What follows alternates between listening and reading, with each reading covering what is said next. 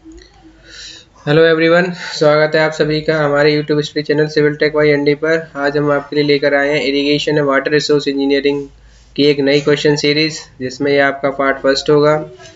हम ऑलरेडी काफ़ी सारे जो सब्जेक्ट्स हैं उन सभी की 100+ की सीरीज अपने channel civil tech Y N D पर अपलोड कर चुके हैं। आप सभी को जो भी क्वेश्चन आप विजिट करना चाह रहे हैं, जिस भी सब्जेक्ट के आपको क्वेश्चन विजिट करने हैं, आप civil tech Y N D की प्लेलिस्ट में जाइए। वहाँ से सब्जेक्ट वाई प्लेलिस्ट बनी हुई है, उन सभी में आपके 100+ जो क्वेश्चन सीरीज है वो अवेलेबल है। तो आप सभी से रिक्वेस्ट है कि जो भी इस चैनल पर नए हैं, प्लीज़ इस चैनल को सब्सक्राइब करें, वीडियोज़ को शेयर करें अपने दोस्तों में, जिससे हमें आप सभी का सपोर्ट मिल सके और हम इसी तरह से अपने channel civil tech Y N D पर कंटिन्यूसली वर्क कर सकें और आने वाले एग्ज़ाम को देखते हुए जो 500 की सीरीज हम लाने वाले हैं उसको जल्दी ला सकें। तो बने रहिए हमारे साथ civil tech Y N D पर। आज की क्वेश्चन सीरीज जो इरिगेशन एंड वाटर इंजीनियरिंग का जो क्वेश्चन सीरीज का पार्ट फर्स्ट है, उसको हम स्टार्ट करते हैं। The first question of this series is the water usable by plant is available in the form of, यानी कि जो प्लांट्स होते हैं जो वाटर को यूज़ करते हैं, वो किस फॉर्म में आपके वाटर को प्लांट बेसिकली यूज़ करते हैं। फर्स्ट ऑप्शन है आपका केमिकल वाटर के रूप में, या ऑप्शन बी आपका कैपिलरी वाटर के फॉर्म में, या ऑप्शन सी आपका ग्रेविटी वाटर के फॉर्म में, या ऑप्शन डी आपका हाइग्रोस्फेरिक वाटर के फॉर्म में। बेसिकली आपने जो प्लांट्स देखे होंगे उनमें क्या होता है, रूट्स के थ्रू जो है वाटर जो है आपकी स्टेम में जाता है, उसके बाद लीव्स में जाता है, वहाँ से क्या होता है क्लोरोफिल की जो प्रोसेस है वो आपकी स्टार्ट होती है।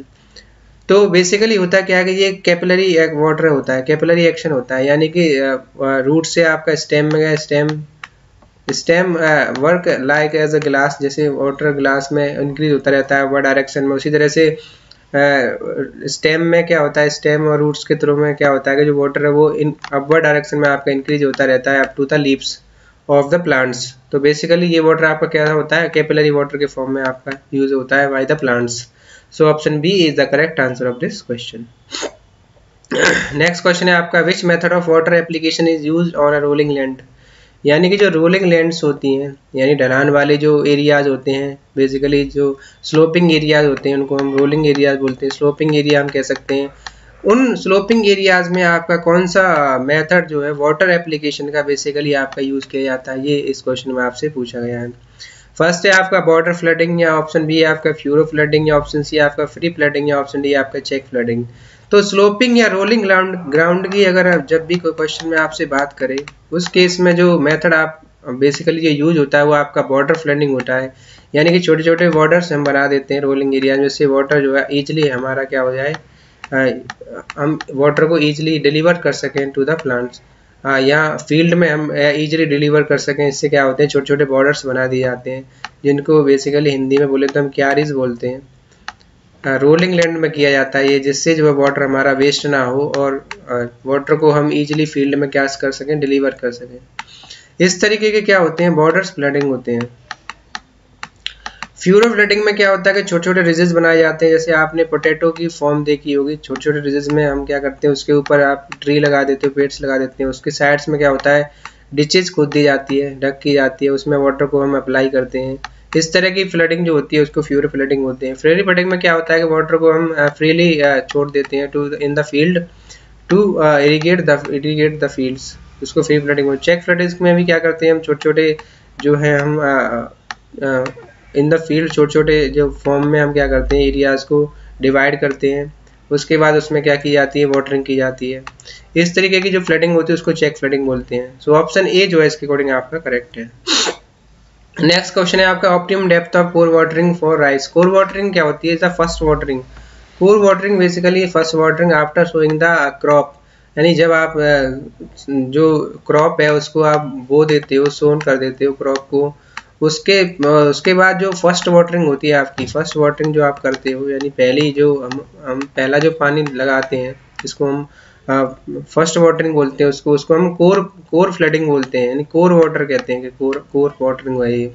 तो उस कोर वाटरिंग में जो ऑप्टिमम डेप्थ होती है, यानी मैक्सिमम डेप्थ होती है वाटर वो कितनी होनी चाहिए in the case of rice, यानी चावल की अगर क्रॉप है, चावल की फसल है, उस केस में जब आप कोर वाटरिंग कर रहे हो तो उसमें आपकी जो डेप्थ ऑफ वाटर है वो आपकी कितनी होनी चाहिए। तो बेसिकली जो राइस के केस में, in the case of rice 190 mm 190 mm या 19 सेंटीमीटर हम basically depth of water use करते हैं इन कोर वाटरिंग में in the crop in the rice crop. अगर वहीं आपसे वीट की बात करें, गेहूं की बात करें कि गेहूं की जो आपकी फसल है उसमें जो फर्स्ट वाटरिंग की जाती है उसकी जो ऑप्टिमम डेप्थ है वो क्या होगी, तो वो आपकी 135 mm होती है। So option C is the correct answer of this question. Next question है आपका sodium absorption ratio is defined as, यानी SAR की वैल्यू पूछी गई है आपसे कि सोडियम एब्जॉर्प्शन रेशियो का बेसिकली कैसे डिफाइन करते हैं। तो SAR की जो वैल्यू होती है आपकी Na+ यानी sodium ion upon square root of Ca++ यानी Ca+2 होता है, यानी कैल्शियम पे जो आयन्स होते हैं वो +2 होते हैं, प्लस मैग्नीशियम पे भी आयन्स जो होते हैं +2 होते हैं upon 2। This is SAR absorption यानी सोडियम एब्जॉर्प्शन रेशियो। तो इसके अकॉर्डिंग ऑप्शन देख लेते हैं। तो ऑप्शन डी जो है वो आपके करेक्ट होगा, Na+ square root of Ca++ Mg++ upon 2।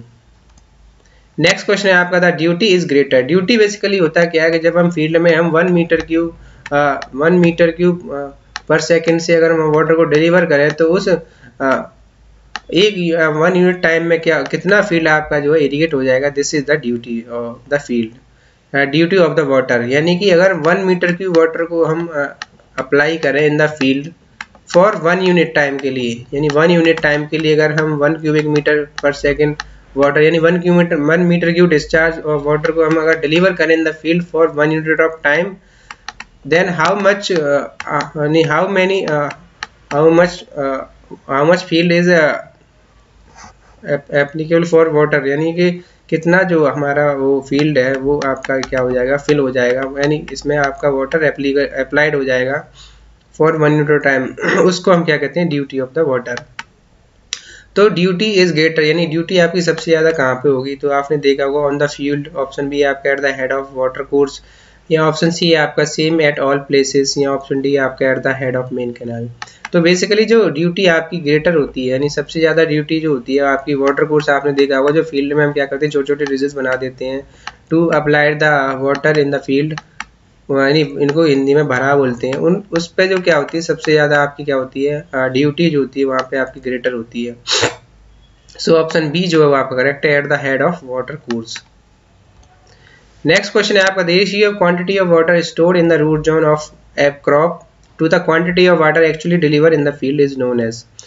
Basically होता क्या है कि जो हम वाटर डिलीवर करते हैं फील्ड में वो एक्चुअली कुछ उसमें क्या होते हैं वाटर में लॉसेस होते हैं, यानी इनफिल्ट्रेशन वगैरह या वेपोरेशन की वजह से क्या होती है वाटर में लॉसेस हो जाते हैं। तो जितना वाटर हम क्या करते हैं डिलीवर करते हैं उतना हमारा जो रूट जोन तक या आपका फील्ड में आपका पहुंच नहीं पाता है due to the loss of water.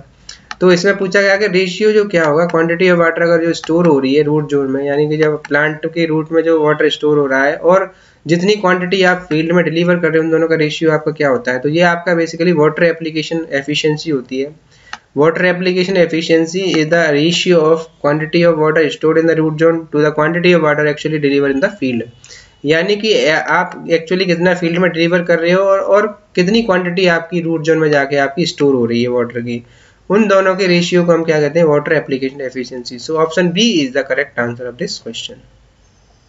Next question क्या है, the best alignment of canal is when it is align along, यानी कोई कैनाल का बेस्ट अलाइनमेंट कम होगा जब आप किसके अलोंग आपको उसको अलाइन करना पड़े। तो बेसिकली जो रिज लाइंस होती हैं, रिज लाइंस के अकॉर्डिंग अगर आप जो कैनाल है उसको अलाइन करा रहे हो तो क्या होगा, ये आपका बेस्ट शेप होता है। इस केस में क्या होता है कि आप दोनों साइड आप क्या करते हो वाटर को डिलीवर कर सकते हो, कैनाल के इस तरफ भी आप वाटर को डिलीवर कर सकते हो, लेफ्ट साइड और राइट साइड दोनों साइड में आप क्या कर सकते हो वाटर को डिलीवर कर सकते हो। तो रिज लाइंस के अकॉर्डिंग अगर आप कैनाल का अलाइनमेंट करा रहे हो तो वो जो होता है एक बेस्ट अलाइनमेंट का आपका क्या होता है एक एग्जांपल होता है। सो ऑप्शन ए जो है वो आपका करेक्ट होगा, रिज लाइन के अकॉर्डिंग अगर आप कैनाल का अलाइनमेंट करा रहे हो तो this is the best alignment. Next question है आपका lining of irrigation canals. First option है आपका increase the water logging of an area, option B है आपका decrease the water logging of area, या ऑप्शन सी है आपका इंक्रीज इवेपोरेशन, या ऑप्शन डी आपका does not change the water logging of an area. Water logging आपकी basically होती क्या है कि जब आप वाटर अप्लाई करते हो तो वो क्या करता है उस फील्ड में आपका जमा हो जाता है, या वो वाटर आपका जो है जब सपोज दैट कोई चैनल है आपका वाटर एप्लीकेशन आप उसमें अप्लाई कर रहे हो तो उससे क्या होता है कि वो वाटर इन्फ्लेट हो जाता है, ज़मीन में चला जाता है, या आपका बेसिकली जो है सॉइल उसको एब्जॉर्ब कर लेती है। तो अगर आप उसको लाइनिंग का मतलब है अगर आप उस चैनल को पक्का बना देते हैं या उसकी आप लाइनिंग कर देते हैं बेसिकली, या उसको सीमेंट कंक्रीट का बना देते हो, तो उस केस में क्या होता है कि वो जो एब्जॉर्प्शन है by the soil, in absorption of water by the soil आपका क्या होगा, डिक्रीज हो जाएगा। तो उस केस में क्या होता है कि जो लॉगिंग होती है वाटर की, यानी वाटर की जो इन्फ्लेट होने की जो आपकी क्वांटिटी होती है इन्फ्लेट इन द सॉइल, वो आपकी क्या होती है, कम हो जाती है। अगर आप चैनल को क्या करते हो, लाइनिंग्स प्रोवाइड करा देते हो, यानी लाइन चैनल अगर आप देते हो, तो decrease the water logging of an area. Option B is the correct answer of this question. Next question है the core depth of water for rice is 190 mm and core period is 14 days। The outlet factor is, outlet factor basically होता है कि आपका this is the duty of water. Outlet factor is the duty of water, then duty आपकी होगी क्या 8.64 या 864 अगर आपकी सेंटीमीटर में आप निकालना चाहते हो, बी बाई डेल्टा, या डेल्टा में भी हम इसको लिख सकते हैं delta equal to 864 B by D. D is the duty, B is the base period. तो इसमें आप वैल्यू पुट कर दोगे तो 864 यहाँ मीटर में आपसे पूछा गया, बेसिकली जो सारे ऑप्शन दे गए हैं वो आपके मीटर में दे रखे हैं। तो 8.64 बेस पीरियड आपका 14 days है, अपॉन इसको 190 को mm में मीटर में चेंज करोगे तो 0.19 हो जाएगा। जब इसको आप सोल्व करोगे तो जो वैल्यू निकल के आती है वो 637 हेक्टेयर पर मीटर क्यूब पर second. This is the duty. So option C जो है इसके अकॉर्डिंग आपका करेक्ट होगा। आपको सिर्फ फॉर्मूला याद रखना है 864 बी बाई डी। अगर आप सेंटीमीटर में आपको पूछ रहा है, ये जहाँ से जो वैल्यू निकल के आती है वो सेंटीमीटर में आती है, और 8.64 बी बाई डी कर दोगे तो आपकी वो वैल्यू जो आएगी मीटर में निकल के आएगी, मीटर में होगी। नेक्स्ट क्वेश्चन है आपका the amount of irrigation water required to meet the evapotranspiration needs of the crop during its full growth is called. यानी कि जो इरिगेशन वाटर का अमाउंट है, अमाउंट ऑफ इरिगेशन वाटर जो इवेपोट्रांसपिरेशन नीड, यानी कि इवेपोरेशन भी हो रहा है, ट्रांसपिरेशन होता है, उस नीड्स को आपका उस नीड्स को पूरा करने के लिए जो वाटर होता है, अमाउंट ऑफ इरिगेशन वाटर होता है, उसको बेसिकली क्या बोलते हैं, फुल ग्रोथ का नहीं, वह आपकी sowing of crops later cutting of crops था, यानी बोने से लेकर कटने तक जो भी वाटर का अमाउंट हमें इरिगेशन वाटर का अमाउंट रिक्वायरमेंट होता है, उसमें आपका इवेपोट्रांसपिरेशन को भी आपको उसमें इंक्लूड किया गया है। तो वो जो वाटर होता है वो आपका कंजप्टिंग इरिगेशन वाटर आप कहते हैं उसको, यानी कंजप्टिव इरिगेशन वाटर रिक्वायरमेंट होती है, उसमें आपका इवेपोट्रांसपिरेशन भी होगा, इरिगेशन वाटर दोनों को इंक्लूड करके जो वाटर हमारा नीड्स होता है उसको कंजप्टिव इरिगेशन वाटर कहते हैं। सो ऑप्शन बी जो है इसके अकॉर्डिंग आपका करेक्ट है। नेक्स्ट क्वेश्चन है आपका with the increase in the quantity of water supplied the yield of most crops. Yield का मतलब क्या होता है कि क्या जो फसल की जो क्वांटिटी है वो आपकी बढ़ेगी अगर आप उसमें वाटर की क्वांटिटी जो बढ़ा रहे हो। तो ये बेसिकली आपसे इस क्वेश्चन में पूछा गया, यानी कि अगर आप ज़्यादा पानी दोगे तो क्या आपको एक अच्छी क्रॉप मिलेगी या ज़्यादा क्रॉप मिलेगी, या यील्ड जो होगा, यील्ड यानी जो हमें जो गेन होता है यील्ड ऑफ मोस्ट क्रॉप वो आपका ज़्यादा होगा। या ऑप्शन ए आपका increase up to certain limit then decrease, या ऑप्शन बी आपका इंक्रीज कंटिन्यूसली, या ऑप्शन सी आपका डिक्रीज कंटिन्यूसली, या ऑप्शन डी आपका increase up to certain limit then constant. तो बेसिकली होता क्या है, जब हम क्वांटिटी ऑफ वाटर हम बेसिकली इंक्रीज करते हैं तो कुछ लिमिट तक तो क्या होता है कि जो यील्ड है वो आपका इंक्रीज होगा, लेकिन उसके बाद क्या होगा, घटना चालू हो जाएगा।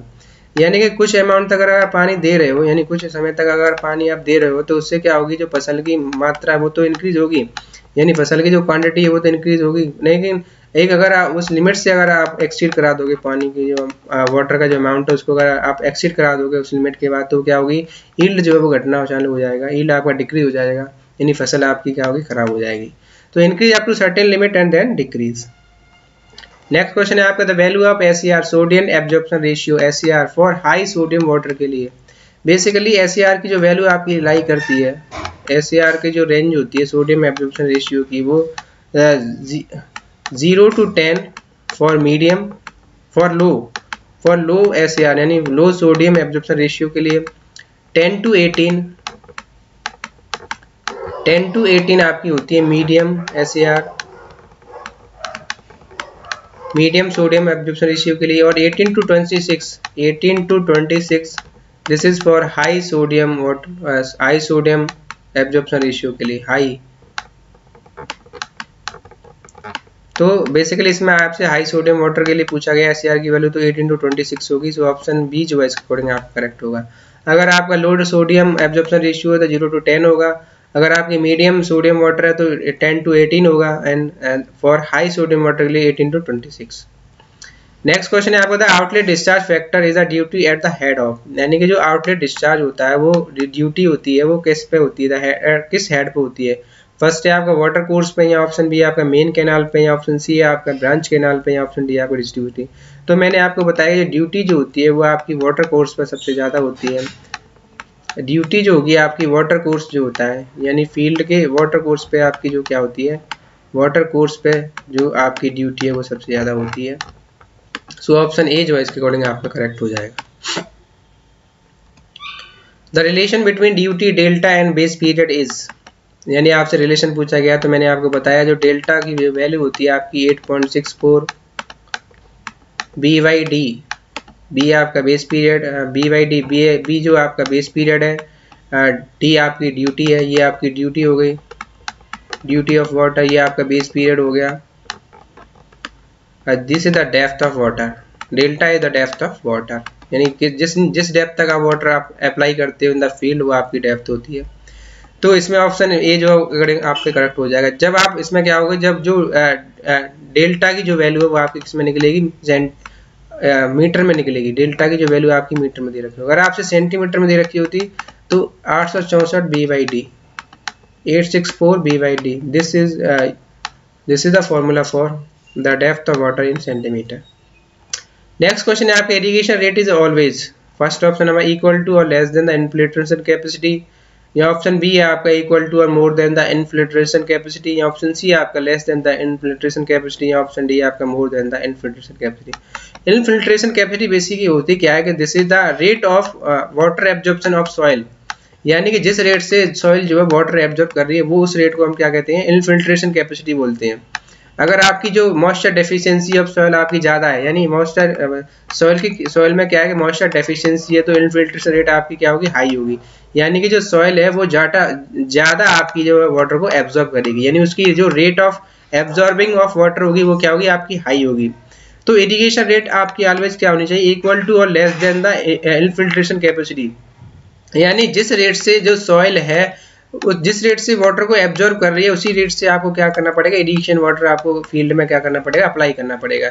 यानी कि इरिगेशन रेट जो होनी चाहिए वो ऑलवेज इक्वल टू और लेस देन, यानी उससे थोड़ा सा कम भी हो सकता है, इनफिल्ट्रेशन कैपेसिटी के आपकी बराबर होनी चाहिए। तो ऑप्शन ए जो है इसके अकॉर्डिंग आपका करेक्ट है। नेक्स्ट क्वेश्चन है आपका इनफिल्ट्रेशन कैपेसिटी। मैंने आपको बताया कि जो अभी आपको मैंने बताया इनफिल्ट्रेशन कैपेसिटी होती क्या है, basically this is the rate of absorbing water of soil, यानी सॉइल जिस रेट से वाटर को एब्जॉर्ब कर रही है वो उसकी रेट को क्या बोलते हैं, इनफिल्ट्रेशन कैपेसिटी बोलते हैं।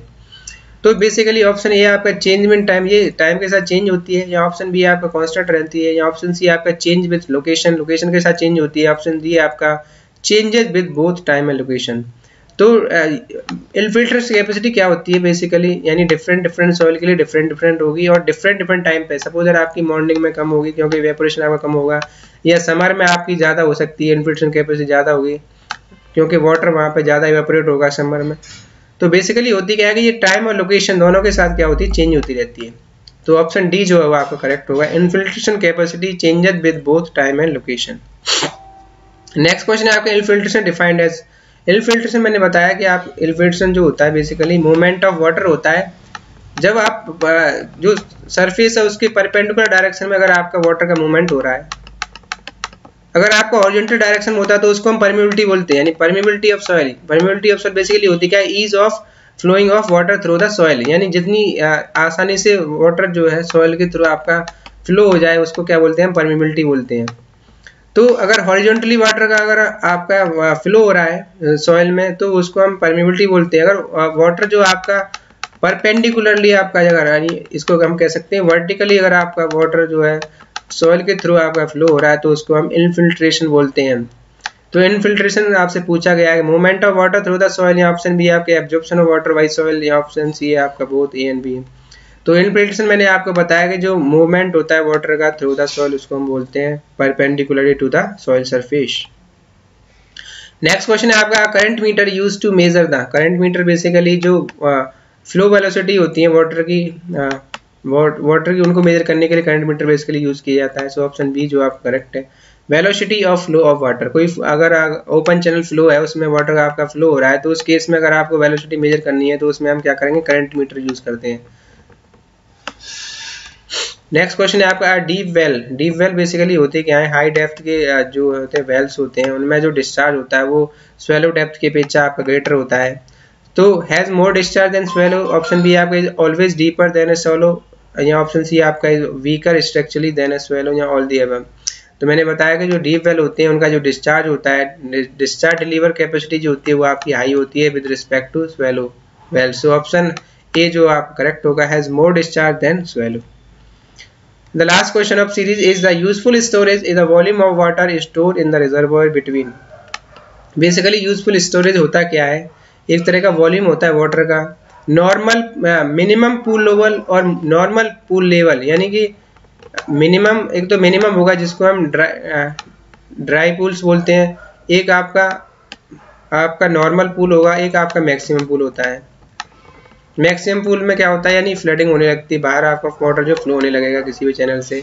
नॉर्मल जो यूजेबल वाटर होता है, बेसिकली जो यूजफुल स्टोरेज हमारा होता है रखते हैं हम, वो हमारा क्या होता है, मिनिमम पूल लेवल और नॉर्मल पूल लेवल के बीच का जो वॉल्यूम होता है उसको हम यूजफुल स्टोरेज बोलते हैं। तो ऑप्शन बी जो इसके अकॉर्डिंग आप करेक्ट होगा, minimum pool level and normal pool level के बीच में जो यूजफुल स्टोरेज होता है, वॉल्यूम ऑफ वाटर होता है, उसको हम यूजफुल स्टोरेज बोलते हैं। Thank you everyone to give your support, subscribe civil tech by ND, और ज़्यादा से ज़्यादा लोगों में से शेयर कीजिए, और जो भी इस चैनल पर नए हैं चैनल को सब्सक्राइब कीजिए, वीडियोस को लाइक कीजिए। आप हमें सजेशंस भी दे सकते हैं कमेंट बॉक्स में, जो भी क्वेरीज हो वो भी आप हमसे पुट कर सकते हैं, जितनी जल्दी हो सकेगा हम उसको रिजॉल्व करने की कोशिश करेंगे, जो भी क्वेरीज आपकी होंगी। थैंक यू, कीप वॉचिंग, जय हिंद, जय भारत।